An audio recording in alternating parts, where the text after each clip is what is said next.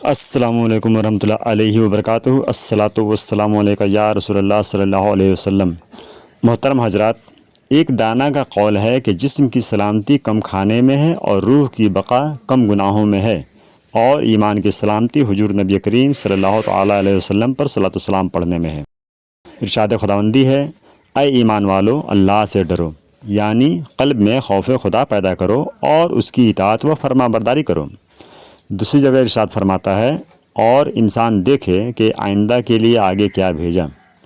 مطلب یہ ہے کہ روز جزا کے لیے کیا عمل کیا۔ مفہوم اس کا یہ ہے کہ صدقہ کرو اور اعمال صالحہ کرو تاکہ روز جزا کے دن ان کا اجر پاؤ، اور اپنے رب سے ڈرتے رہو۔ اللہ تعالیٰ تمہاری ہر اچھی اور بری بات کو جانتا ہے۔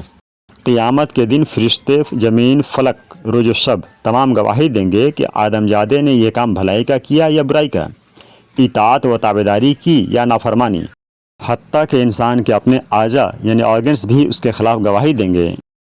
ایماندار اور متقی و پرہیزگار انسان کے حق میں زمین گواہی دے گی، چنانچہ زمین یوں کہے گی، اس انسان نے میری پیٹھ پر نماز پڑھی، روزہ رکھا، حج کیا، جہاد کیا۔ یہ سن کر زاہد و متقی شخص شاداں و فرحاں ہوگا، اور کافر و نافرمان کے خلاف زمین گواہی دیتے ہوئے یوں کہے گی، اس نے میری پیٹھ پر شرک کیا، زنا کیا، شراب پی اور حرام کھایا، اب اس کے لیے ہلاکت و بربادی ہے، اگر اللہ تعالیٰ نے اس پر کڑا محاسبہ کیا۔ صاحب ایمان وہ ہے جو جسم کے تمام اعضاء کے ساتھ اللہ تعالیٰ سے ڈر رکھتا ہو۔ جیسا کہ فقیہ ابو اللیث نے فرمایا، 7 باتوں میں اللہ تعالیٰ کے خوف کا پتہ چل جاتا ہے۔ پہلا، اس کی زبان غلط بیانی، غیبت، چگلی، تہمت اور فضول بولنے سے بچی ہو، اور اللہ تعالیٰ کا ذکر کرنے، تلاوت کلام پاک کرنے اور دینی علوم سیکھنے میں لگی ہو۔ دوسرا، اس کے دل سے عداوت، بہتان اور مسلمان بھائیوں کا حسد نکل جائے، کیونکہ حسد نیکیوں کو چاٹ جاتا ہے، جیسا کہ حضور صلی اللہ علیہ وسلم کا فرمان ہے، حسد نیکیوں کو کھا جاتا ہے جیسے آگ لکڑی کو کھا جاتی ہے۔ جاننا چاہیے کہ حسد دل کی رذیل یعنی کمینہ ترین بیماریوں میں سے ایک بیماری ہے، اور دل کی بیماریوں کا علاج صرف علم و عمل سے ہی ہو سکتا ہے۔ تیسرا، اس کی نظر حرام کھانے پینے سے اور حرام لباس وغیرہ سے محفوظ رہے، اور دنیا کی طرف لالچ کی نظر سے نہ دیکھے، بلکہ صرف عبرت پکڑنے کے لیے اس کی طرف دیکھے، اور حرام پر تو کبھی اس کی نگاہ بھی نہ پڑے۔ جیسا کہ حضور صلی اللہ علیہ وسلم نے فرمایا، جس نے اپنی آنکھ حرام سے بھری، اللہ تعالیٰ روز قیامت اس کو آگ سے بھر دے گا۔ چوتھا، اس کے پیٹ میں حرام غذا نہ جائے، یہ گناہ کبیرہ ہے۔ حضور صلی اللہ علیہ وسلم نے ارشاد فرمایا، بنی آدم کے پیٹ میں جب حرام کا لقمہ پڑا تو زمین و آسمان کا ہر فرشتہ اس پر لعنت کرے گا جب تک کہ وہ لقمہ اس کے پیٹ میں رہے گا، اور اگر اسی حالت میں مرے گا تو اس کا ٹھکانہ جہنم ہوگا۔ پانچواں، جانب حرام دست دراز نہ کرے، بلکہ حتی المقدور اس کا ہاتھ اطاعت الہی کی طرف بڑھے۔ حضرت کعب بن احبار رضی اللہ تعالیٰ عنہ سے روایت ہے کہ اللہ تعالیٰ نے سبز موتی یعنی زبرجد کا محل پیدا فرمایا، اس میں 70,000 گھر ہیں، اور ہر گھر میں 70,000 کمرے ہیں۔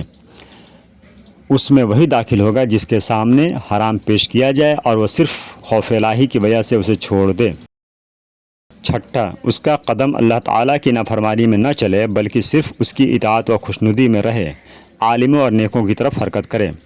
ساتواں، عبادت و مجاہدہ، انسان کو چاہیے کہ خالص اللہ تعالیٰ کے لیے عبادت کرے، ریاکاری و منافقت سے بچتا رہے۔ اگر ایسا کیا تو یہ ان لوگوں میں شامل ہو گیا جن کے متعلق ارشاد خداوندی ہے، اور تیرے رب کے نزدیک آخرت ڈرنے والوں کے لیے ہے۔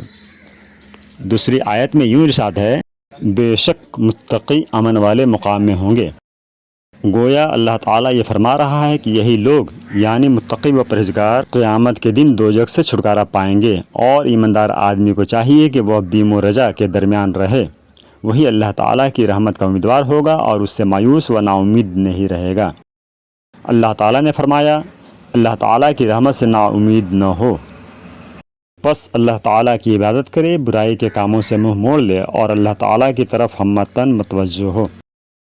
ویڈیو کو لائک اور شیئر کر کے ہمارے چینل ریا اسلامک آفیشیل کو سبسکرائب کریں کہ آپ کا ہر لائک و شیئر اور کامنٹ ہمیں موٹیویٹ کرتا ہے۔